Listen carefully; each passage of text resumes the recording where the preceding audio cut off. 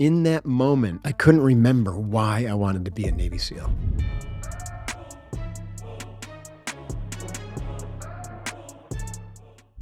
Here's what nobody tells you about hitting your 40s with a track record. You've pushed hard for 20 years, and then one day, the needle stops moving. You wonder if this is just aging. It isn't. The standard went soft, and you could not outwork the wrong target. I'm Zac Armstrong, retired naval commander, over 27 years of service, performance coach for high-performing men over 40, and this is no hype. Just standards. My guest today is Mark Devine, a retired Navy SEAL commander, author of Uncommon, and the founder of SEALFIT. I brought him on this show because he's watched thousands of driven people walk into a 50-hour event. He knows exactly who breaks and who holds. That is the question every man listening is quietly asking about himself. If you want more conversations like this, follow the show wherever you listen and leave a rating. It genuinely helps. Let's get into it. Again, thank you for joining us today. So let's just jump right into it. So take me back to the consulting desk. What were you actually feeling before you decided to leave it? Well, I was hired as a junior auditor. You know, Right. that's the entry position at Cooper's in the day. So, and I really didn't find much joy in auditing. Yeah, that's not what people aspire to grow up to be, right? Yeah, I mean, most people who go into that profession are accountants. They know they want to be accountants, and so they go to school for accounting or auditing or whatever, bookkeeping. I went to Colgate University and was an econ major. But when I was graduating and looking at, what's next, Cooper's and Lybrand and a couple of the big eights were recruiting out of like high-end liberal arts schools like mine, Colgate. And it was a cohort program where they had this brilliant idea that they found that accountants were good accountants, but they weren't good leaders necessarily. And so by the time they rose up the accounting firms, someone needed to lead the accounting firm, and you couldn't hire someone from the outside who didn't understand the industry, but they're left with all these kind of type A left brain accountants to run the firms. So they thought a solution would be to recruit from the Ivy League or the lower Ivy League, like Colgate, Williams, Amherst, Harvard, Yale, a liberal arts graduate, and then teach them the accounting with the knowledge that you don't expect them to be the hardcore accountant, but they're going to grow up to be a really good leader someday. Interestingly enough, it actually worked. And I hold out, not me as an example, because I lasted a whopping 4 years, but my really good friend Carmine DeCibio was also in that program with me. And he went on to run EY as global chairman and CEO, just retired last year. It's really cool. Right. So anyways, I was auditing, and then 2 years later, I got recruited by Arthur Andersen into their special services division. I thought that sounded pretty cool. It had the word special in it. And that was really like bankruptcy workout type stuff. So I was getting a little bit more specialized, and I could call myself a consultant instead of an auditor, which made me feel better. So Here you go. that was a long time ago, though. The Navy SEALs gave me a total frontal lobotomy from all of that, real detail oriented stuff. Right. So I couldn't. What's that? Go ahead. Speaking of the SEALs, what made you, go from there to the SEALs and choose that path? Because, that's not an easy path by any means. No, I mean, I tell a story in my book, The Way of the SEAL. I mean, what got me on the path was a passion for growth spurred on, and this I wouldn't have articulated it this way then, but I had a passion for growth, which was spurred on by being, or activated by being brought up in a kind of a turbulent, abusive family environment, right? Lots of alcohol and kind of trauma. And so I felt really, my experience was really to be shut down and kind of locked in emotionally. And at the same time, I was extremely talented physically and athletically, and I was smart. And so sports gave me an outlet, and training and working out gave me an outlet. And I had an early success with mental development through, especially through my competitive swimming and triathlon training, because it requires a lot of mental discipline.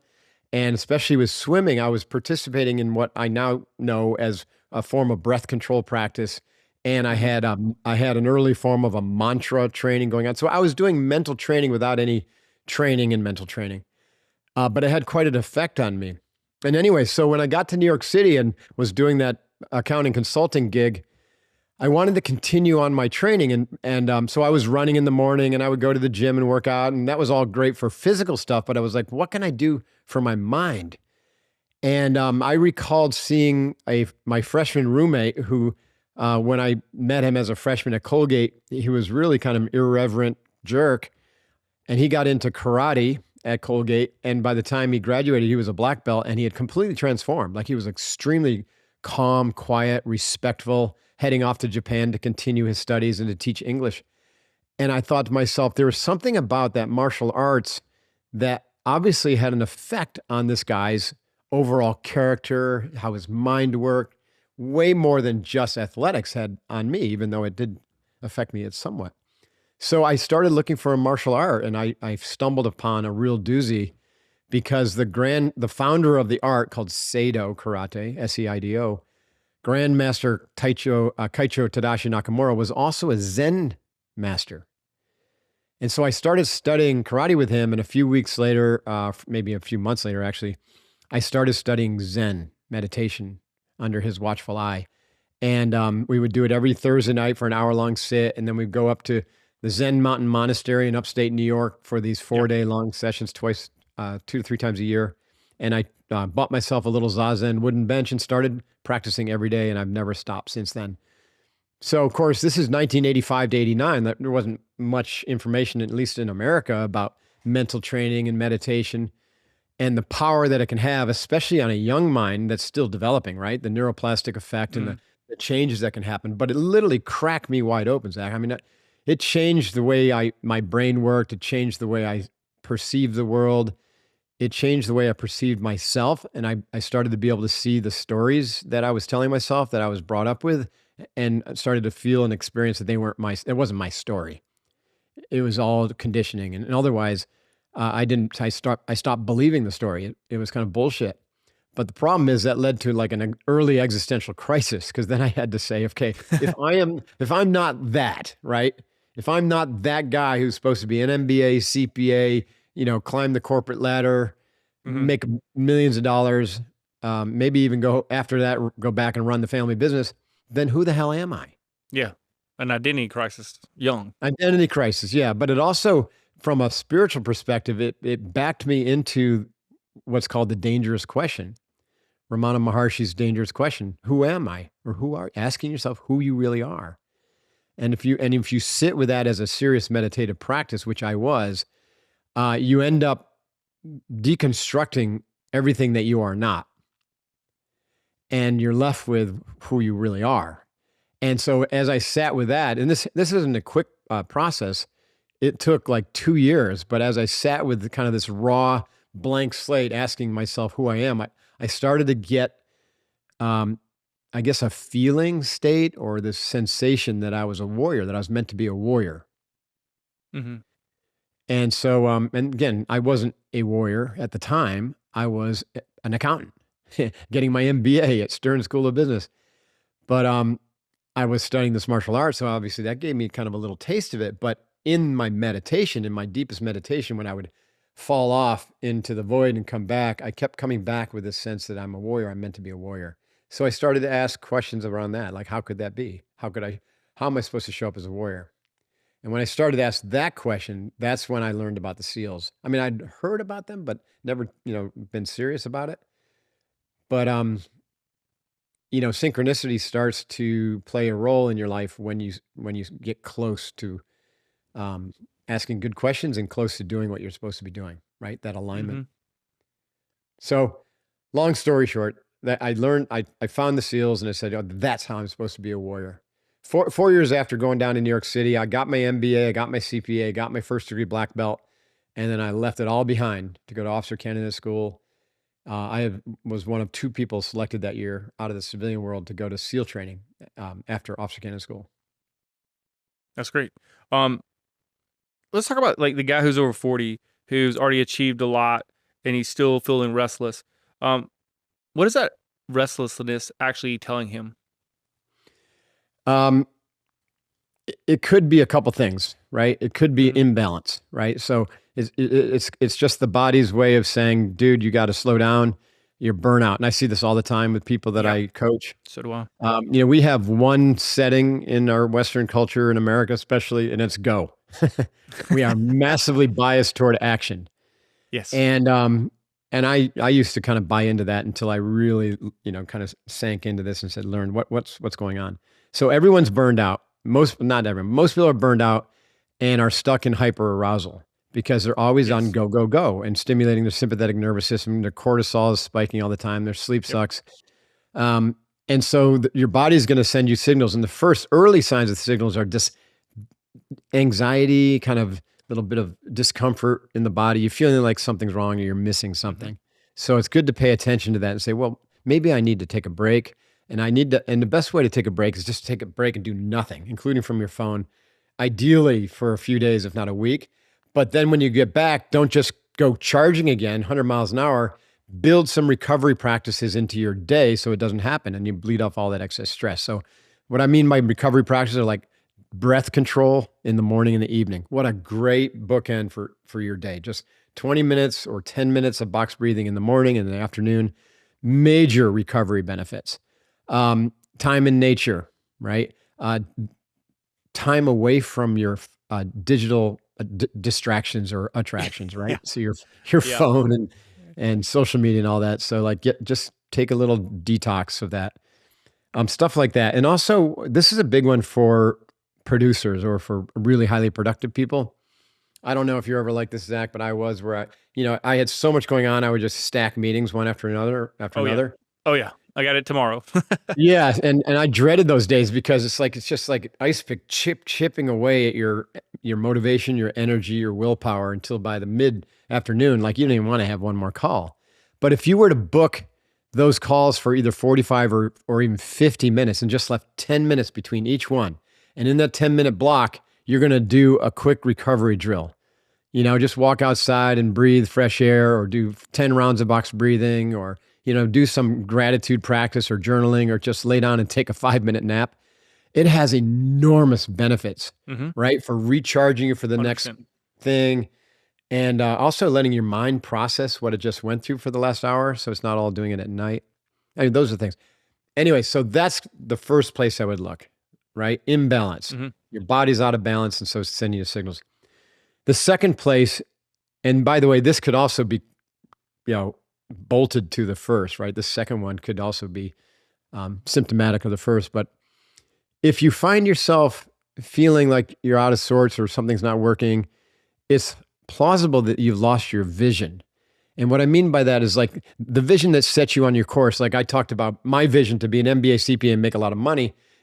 It seemed right at the time. And maybe it was because it led me to Nakamura and the SEALs, but something's not right about it anymore. And so guys in their 40s and even later, it's a real challenge because you've invested 20 years in this path, and now you've got a lot of shackles around it, right? You got prestige, you got status, you got money, sometimes you've even created organization around it. And you're the leader. You can't just walk away from it. You got a family, mortgages, right? All that. And so it's very challenging to say, oh, you know what? This worked for a while, but it's not working for me anymore. And to take the time to really reflect and meditate, contemplate, etc., on what could be the new vision that's trying to emerge for me. Like, where is my spirit trying to take me? And so you're just going to end up with the sense that you're missing something, and obstacles are going to start to show up in your life. You might, have some injury or disease because you're just not happy and you're not content in the path, but you feel trapped by it.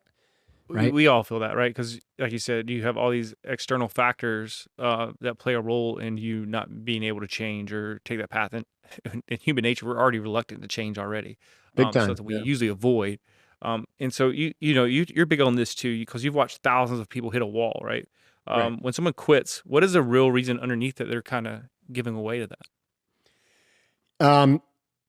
It's funny. I was just yesterday working with a professional bull riding team. I didn't even know before this that was such a thing. The New York Mavericks. These guys were freaking awesome. I think four of the guys in the team, or five of them, were Brazilian bull riders. No joke. and didn't speak only two of them didn't speak any English. One of them spoke a little bit, and one of them was the interpreter because he was bilingual.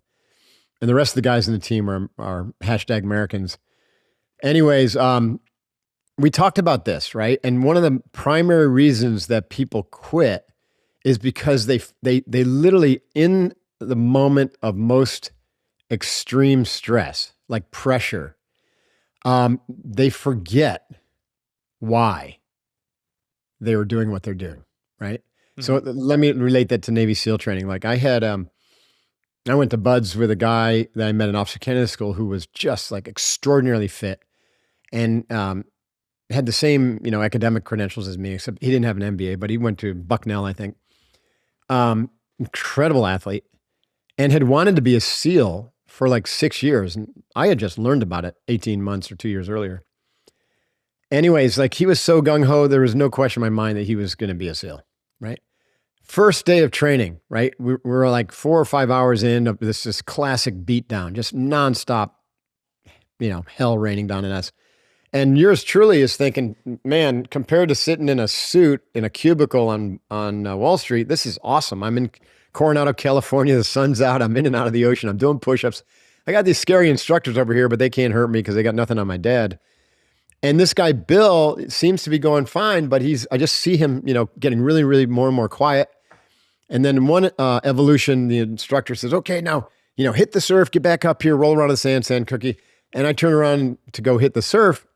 And I look for my friend Bill, and he's running the other way. And a moment later, I hear the bell go ding, ding, ding, and I knew that was him quitting.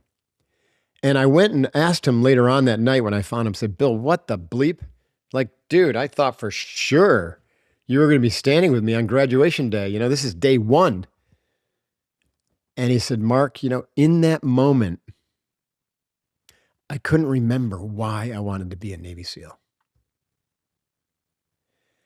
And that stuck with me, ever since then. Of course it would. Yeah. I couldn't remember why. So your why for what you're doing has to be so strong that it carries you through the most dark night of the soul moment, right? Yeah. So it's not about the physical pain. Rarely when somebody quits. Rarely. Right? It's always, it's the emotional. And, it's psycho-emotional. 100%. And for you, when you're observing this, what are some of those emotions that you think are bringing that out in somebody to say, maybe they forgot, but what are some of the other emotions? Okay. So,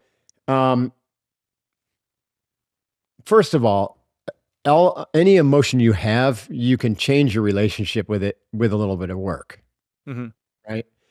I had to do that, right? Because of the trauma, informed and negative thinking of my family got kind of baked into me. And so when I recognized that, when I started training for SEALs and when I started meditating, I had to override that, like writing a new tape, like you used to be able to overwrite CDs and tapes and, same hardware, but different software. Mm-hmm. Well, this guy, if you don't learn how to do that, then that software that's running in the deep subconscious will ultimately come to the surface under when you're under extreme pressure. Right. And so the way that's experienced is a chipping away of your self-esteem, right? We used to have a saying, everyone wants to be a frogman on a sunny day. Like it's easy to be a frogman on a sunny day. Frogman meaning Navy SEAL. And maybe not easy, but it's when it's nasty, right? It's when the bullets are flying and you haven't slept for days and you're freezing ass cold, right? And everything in your body is screaming that you want to get the heck out of there and do something else. And that's when, right, if the untrained mind, the emotions that come up will be like fear. Yeah, well, that's always one, right? That goes back to change. People don't want to change because of fear. They don't want to change because of fear. They fear the unknown. They fear the pain. They fear the continued discomfort, even though we know that eventually everything bad stops and on the other side is something nicer, and also accompanied by shame, right? Yes. So at some level you just don't feel like you're worthy of accomplishing this. Like Bill, when he forgot why he wanted to be a SEAL, what he was really saying is, I don't think I'm worthy of this. Right. And so he hadn't really surface that and change his relationship to that. Hmm. The reason people like any champion, right? Let's Navy SEALs like are freaking really good warrior athletes. Like they're champion athletes, and we have a lot of Olympians who come through SEAL training, and oftentimes they do pretty well because they've got that mindset. And what I learned is that, if you have two equal athletes or two equal competencies, it doesn't have to be, athletic or physical. The person who's going to win consistently more and over the long run is the one who believes in themselves, right? They have a high degree of Yeah. self-esteem because their confidence isn't built on external measures. It's built on the feeling that they're worthy and that they're a winner, Hmm. right? And so anybody who quits ultimately doesn't feel like they're worthy and they're a winner. And that's unfortunate, but it's just a fact. And so Yeah. you've got I to mean, take an honest assessment of that and begin to work on the feeling of being worthy and being a winner, right? yeah. And I mean, that stems from so many things like trauma, like your trauma that you had. I have similar trauma. You can let it steer you in the right direction, or you can let it take you down that path that you just talked about, right? That 100%. self-deprecation, that self-harm, self-value, and how we do it. And you actually run an event, correct? That goes around some of this stuff. We have a couple events. Most of the work now is with private organizations Hmm. or coaching, not high net worth, but, coaching individuals who have teams. We did have we've temporarily or maybe permanently retired the event that you're talking about. It's called Kokoro. This is extraordinary. It was 50 hours of nonstop physical, mental, emotional, intuitional, and spiritual team training. No sleep, around the clock. It was modeled after the Navy SEALs Hell Week. We ran 65 of these events over the past 20 years. Pretty extraordinary for thousands of people. But what we found is fewer and fewer people were electing to do it in the last few years, right? I think especially since COVID.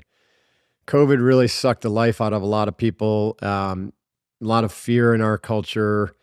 A lot fewer people willing to take the risk or to even do the work because it takes about a year or more to train for this event. It'd be like saying you want to go up Everest. You don't just go climb Everest, So same thing with Kokoro. If you want to do Kokoro, we've had people planning to do it for years. In fact, I got a flood of emails after we didn't cancel. We basically terminated at the top, right? It's good to end something when it's still successful Right. rather than ride it down to where we have like two participants, because no Yeah. one's willing to do the work.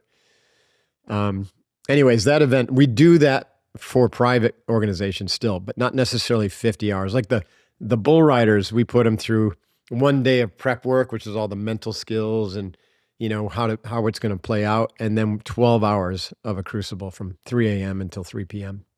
Okay. That's Pretty. yeah, challenging. And you talk a lot about vertical development. In plain terms, what is that for you? And like, how is it different from just learning new skills? Sure. Well, just learning new skills is something we call horizontal, meaning that vertical is really a reference to the verticality of your growth. It's not Hmm. really accurate because growth is more like what we call like holarchic. You transcend in all directions, but it includes an earlier version of yourself, whereas vertical feels hierarchical. So it's not a Yes. great term, but it is not, I didn't create it, right? It came out of psychology, psychology profession. So horizontal development would be like if I go to a leadership training or personal development and I'm sitting in a classroom and I'm like learning new concepts and maybe doing some tabletop exercises and getting an assessment like a Myers-Briggs or something like that.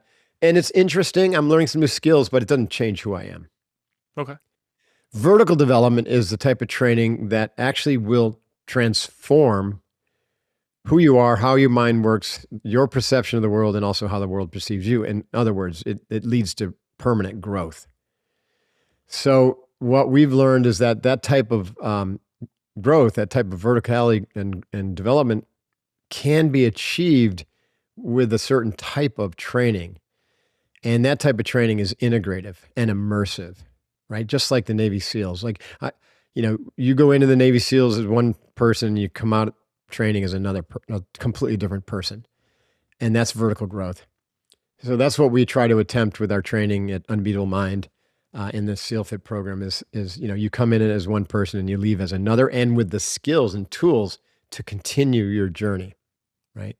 So integrative, what do we integrate? We integrate physical training, mental development, emotional training and development and awareness, intuitional training, and what we call Kokoro, which is heart, mind, merge, and action. And that would be your spiritual development, but we didn't use the word spiritual in our company because people have different, associations with that.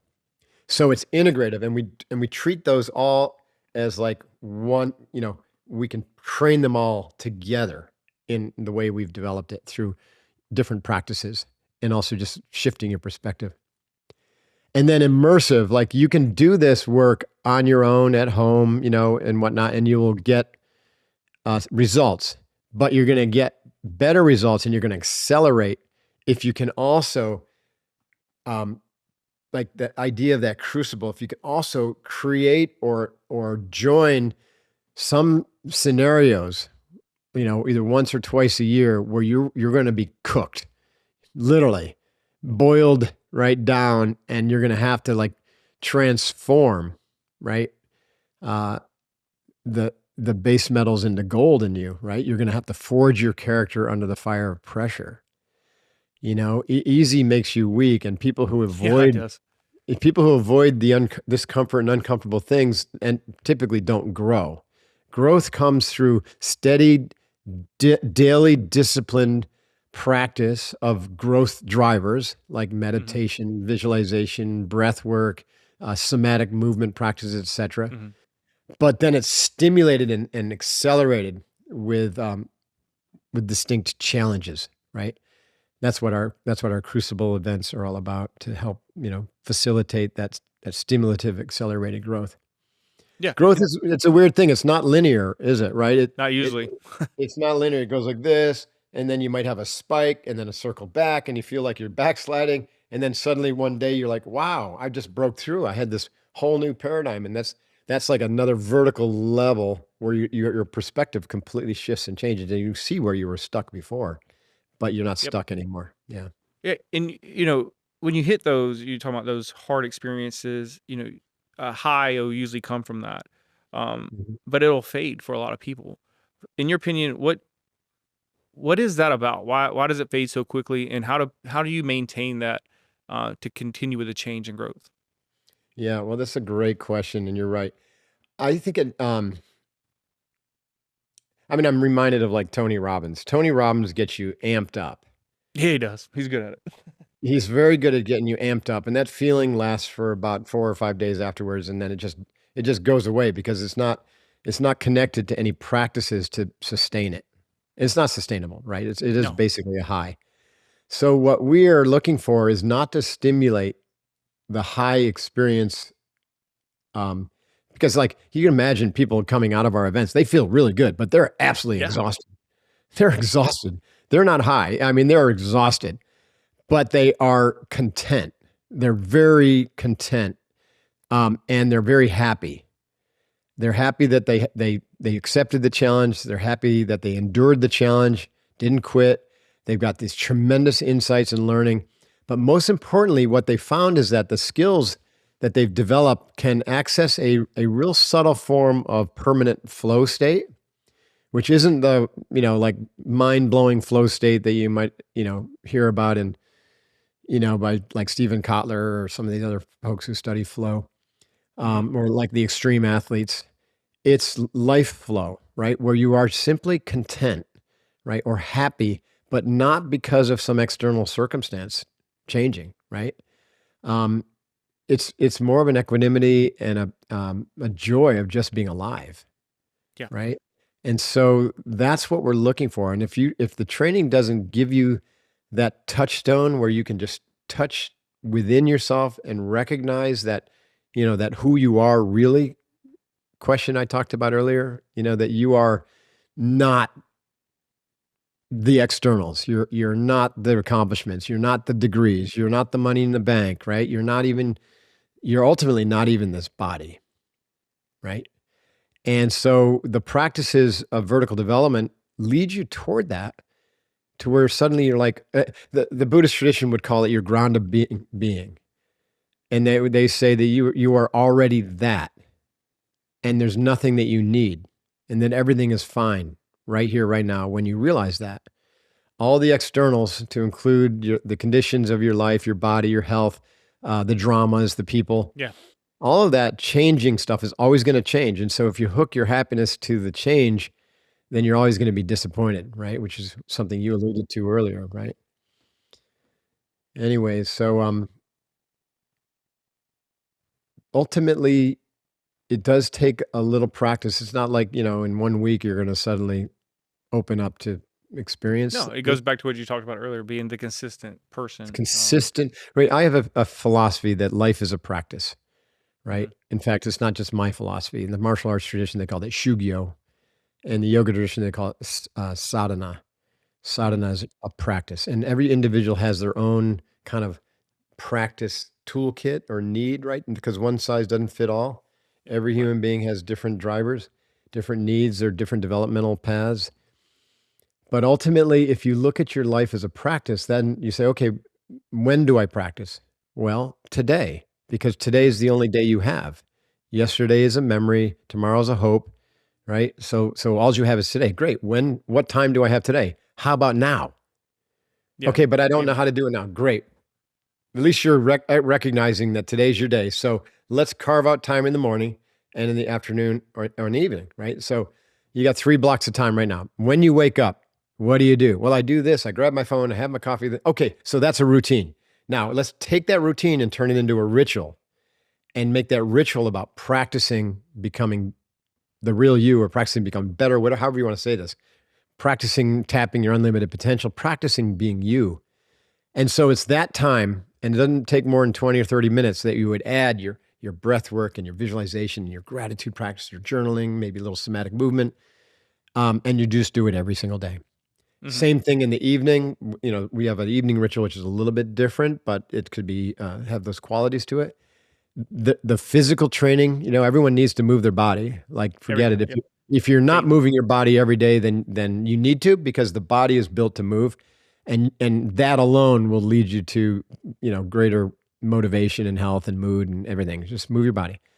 That includes exercise and actually movement practices. Yes.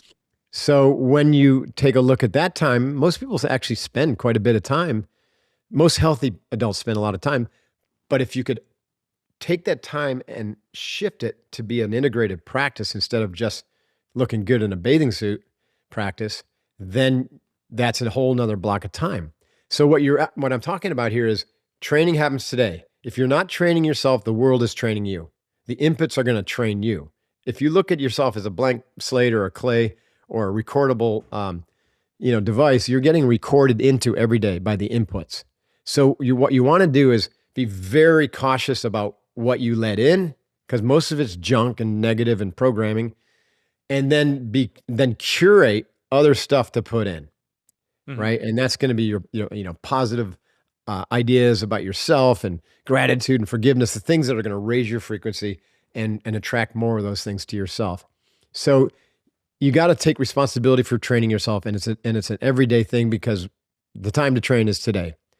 So you develop the skills in these training sessions, and eventually they just start following you into your day, Right. right? So instead of thinking, oh, I've got to practice box breathing or slow down my breathing to 5 counts in, 5 counts out, 6 breaths per minute, it's just how you breathe. Yeah. And And it and has enormous benefits, right? And mindfulness is a great example. Mindfulness, people think, oh, I got to practice mindfulness. Ultimately, mindfulness just is. it happens. It just happens. Yeah. Yeah. I like what you're saying there too, because I think too many times people just don't put enough into effort into just being consistent and creating some habits, like you're talking about the breathing and all these things. When we create those little small habits in our life, they can have such profound impacts. Right. In your book, that you just uncommon, um, Mhm. what do you think, like, maybe the simplest principle that most people are getting wrong? I think well, you just said it. They overcomplicate things. Yeah. We, You know we're, what I mean? human beings are very good at doing that. You see this in the biohacker community, right? Or the guy who's trying Right. to live forever, taking he spends $1.5 million on his longevity and Yeah, and I think he just got cancer. yeah, Too. exactly. No, he's got some Yeah. weird, some weird autoimmune disease from it or something Yeah. like that.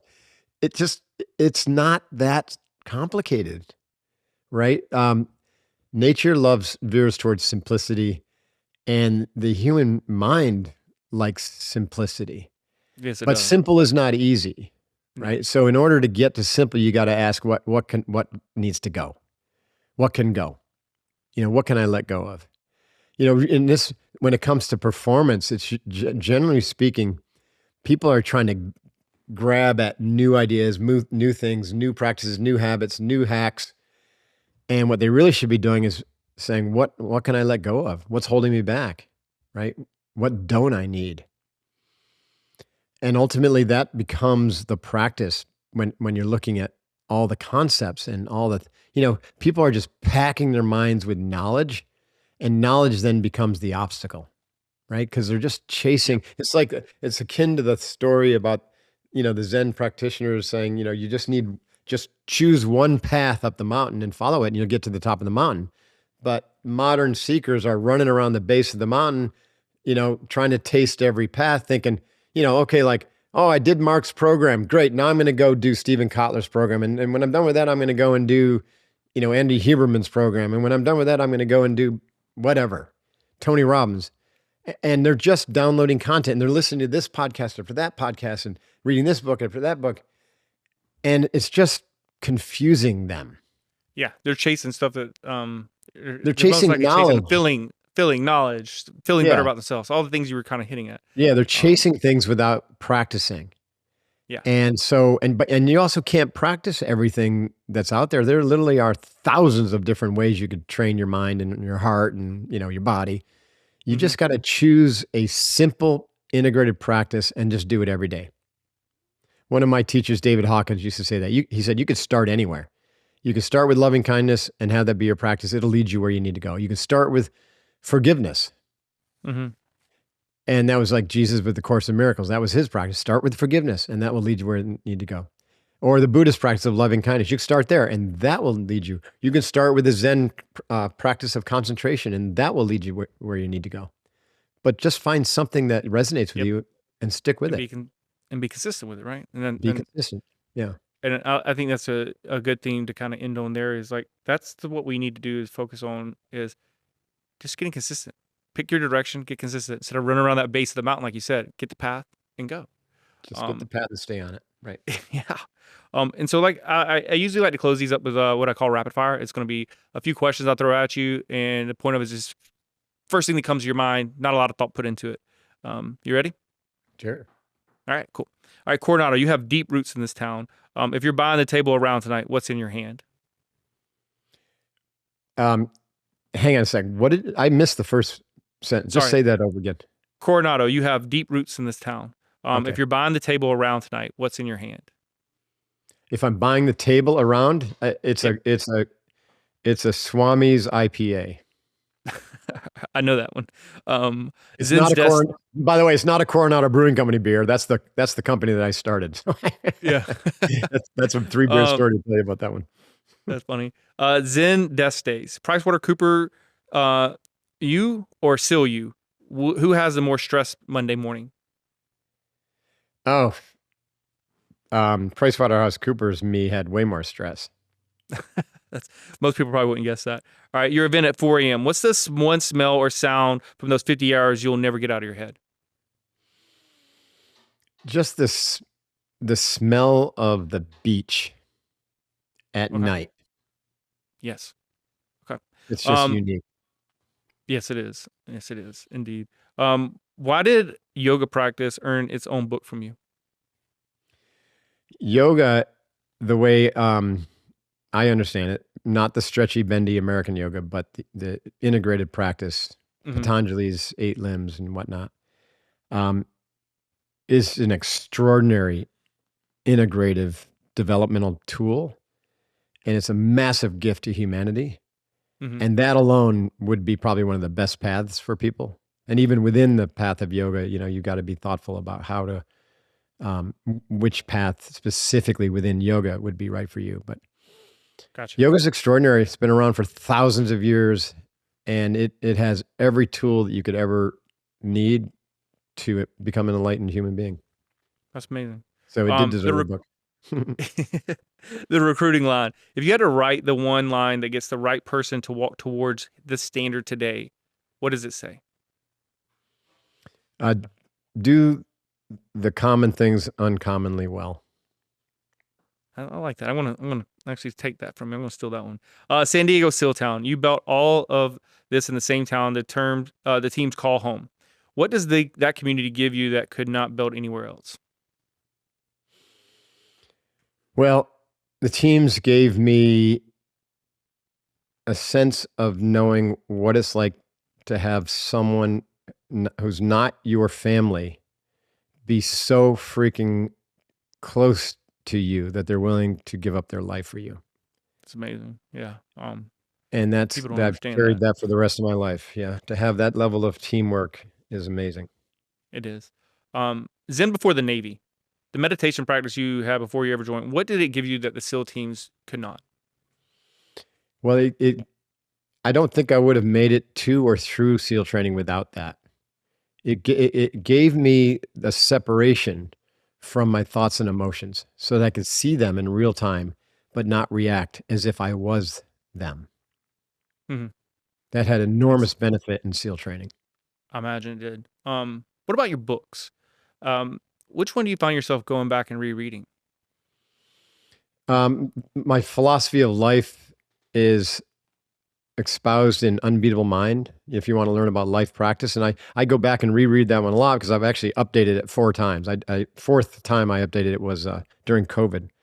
Mm-hmm. I actually haven't published that yet due to some technical issues because Amazon would consider it a brand new book because it's got 65% new content. So I'm going to have to figure that out. But yeah, Unbeatable Mind is probably my favorite. Yeah. Yoga mat versus the squat rack. You only got 30 minutes in the day. Which one are you doing? Yoga is like dental floss. So if I only have 30 minutes, I do the yoga. Okay, nice. Uncommon in 3 words. The whole book, 3 words. How to tap, 3 words. Yeah. Developing your whole self. All right, I like it. Well, hey, I want to thank you for coming on and really appreciate your time. I know the impact you're making on lives is meaningful to so many people in this world, and I can't thank you enough for being on. Yeah, it's been great. I appreciate you letting me share. Mark, thank you. This conversation is exactly what I hoped it to be. And here's what I want you to take from this. The ceiling you're feeling is probably not your effort. You probably have plenty of effort. You've proven that for 20 to 30 years. The ceiling is a standard you've been measuring it against. And somewhere, it's gone soft. Mark spent his whole life watching who breaks and who holds. And the thing that separates them was almost never the body. It was the standard that they carried within them. And whether they raised it or just let it be the same. And that's the whole game. Not more programming, just a higher standard and the willingness to have it tested. If this one hit home, do something with it. Follow No Hype, Just Standards wherever you're listening. Leave a rating and send it to the guy in your life who is grinding harder than ever and is wondering why the needle won't move. Go check out Mark's work, his book Uncommon, and The Mark Divine Show. This is No Hype, Just Standards, and I'll see you next time.